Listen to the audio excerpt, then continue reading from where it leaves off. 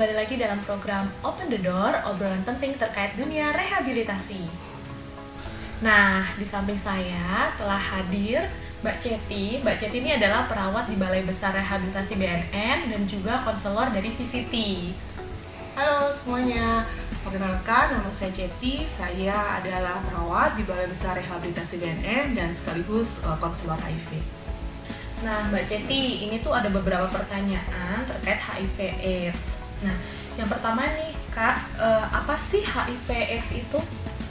Baik, apa itu HIV dan apa itu AIDS adalah dua hal yang sangat berbeda. Jadi kalau HIV adalah Human Immunodeficiency Virus, sedangkan HIV adalah Acquired Immunodeficiency Syndrome. Kalau HIV itu adalah nama virusnya, sedangkan AIDS adalah klien dengan HIV positif yang kemudian daya tahan tubuhnya menurun sehingga banyak sekali penyakit yang bisa masuk ke dalam tubuh klien yang terinfeksi HIV/AIDS. Oke, lalu ada pertanyaan kedua nih, Mbak Ceti. Bagaimana hubungan antara HIV/AIDS dengan penyalahgunaan narkotika? Baik, jadi hubungannya adalah jadi ada beberapa perilaku berisiko dari klien yang menggunakan narkotika yang memiliki kemungkinan yang sangat tinggi atau resiko yang sangat tinggi untuk terinfeksi HIV/AIDS. Nah, salah satunya adalah misalnya dengan klien yang menggunakan jenis zat golongan stimulan atau sabu. Nah, kecenderungannya adalah ketika dia menggunakan zat jenis stimulan, maka akan ada perilaku seksual gitu ya, ada perilaku seksual yaitu dimana mereka akan tidak menggunakan kondom. Nah, ditambah lagi tukar-menukar ganti-ganti pasangan gitu ya. Nah, hal inilah juga bisa merupakan resiko yang sangat tinggi untuk terinfeksi HIV. Yang kedua adalah apabila ada klien yang menggunakan jenis zat narkotika jenisnya adalah putal atau jenis golongan heroin ya. Nah, si golongan putal ini penggunaannya adalah dengan disuntikkan. Nah, apabila terjadi tukar-menukar jarum suntik yang tidak steril, maka itu adalah juga merupakan resiko yang tinggi untuk terinfeksi HIV. Dan ada juga jenis, mungkin teman-teman semua pernah dengar chemsex atau chemical sex ya. Chemical sex adalah dimana sebelum pasangan melakukan hubungan seks, nah mereka akan menggunakan zat tertentu terlebih dahulu. Nah, hal ini adalah beberapa kaitan kenapa klien yang menggunakan narkotika akan cenderung lebih mudah terinfeksi HIV. Nah, berarti tuh bisa juga tertular itu.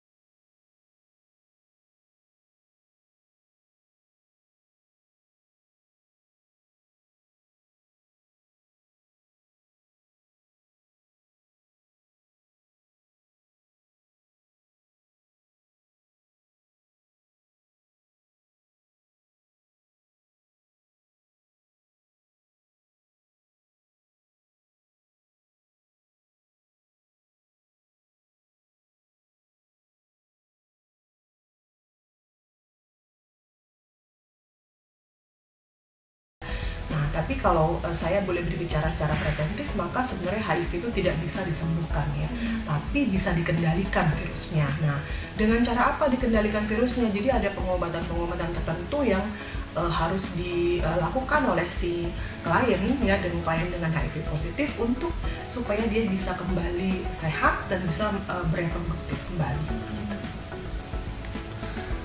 Nah, ini pertanyaan terakhir. apa sih yang harus dilakukan penyalahguna jika memang ternyata mereka terinfeksi HIV/AIDS. Baik, penanganan yang paling tepat apabila kita terinfeksi HIV adalah dengan berkonsultasi ke rumah sakit, kemudian puskesmas, dan juga layanan yang memang memiliki khusus untuk klien dengan HIV positif. Salah satu program yang sedang digalakkan oleh Kementerian Kesehatan adalah test and treat, yaitu ketika kita sudah terbukti secara laboratorium kita mengidap HIV, nah maka kita akan langsung diberikan terapi ya. Nah, terapinya adalah disebut sebagai antiretroviral virus terapi. Jadi terapi ini digunakan untuk menekan si virus ini agar supaya tidak berkembang lebih banyak. Nah, banyak sekali rekan-rekan dengan HIV positif yang sudah berhasil gitu ya untuk sehat, kemudian dia juga bisa memiliki anak, memiliki istri gitu ya, pasangan yang tanpa tertular dengan HIV. Nah, kemudian penanganan berikutnya adalah yang paling penting menurut saya adalah dukungan dari kelompok sebaya ya. Jadi adanya pertemuan-pertemuan yang dapat membantu si klien dengan HIV positif untuk bisa merasa nyaman, tenang gitu ya, dengan dukungan-dukungan dari sesama rekan yang mengidap HIV/AIDS juga. Nah, Mbak, ternyata banyak sekali resiko dari para penyalahguna narkotika ini ya. Salah satunya adalah HIV/AIDS. Dan ternyata pun HIV/AIDS itu juga masih bisa mereka dalam keadaan sehat-sehat saja asal terkendali gitu. Lalu Kak Ceti, apa sih pesan untuk teman-teman di luar sana? Oke. Baik, untuk teman-teman semuanya yang mungkin saat ini sedang dalam masa pemulihan ya, tidak perlu takut ya untuk cek ya apakah kita terinfeksi HIV atau tidak ya, karena semakin cepat kita mendeteksi diri kita sendiri maka akan semakin panjang masa hidup kita gitu ya. Dan kemudian untuk teman-teman yang ada di sekeliling orang dengan HIV/AIDS tidak perlu takut karena sebenarnya HIV tidak semudah itu menular. Jadi mari kita perlakukan teman-teman dengan HIV/AIDS dengan baik gitu, sama seperti kita ingin diperlakukan oleh orang lain. Itu saja. Oke, terima kasih banyak Mbak Ceti atas paparannya terkait HIV/AIDS. Dan untuk teman-teman di luar sana, jauhi narkoba dan war on drugs, speed up, never let up.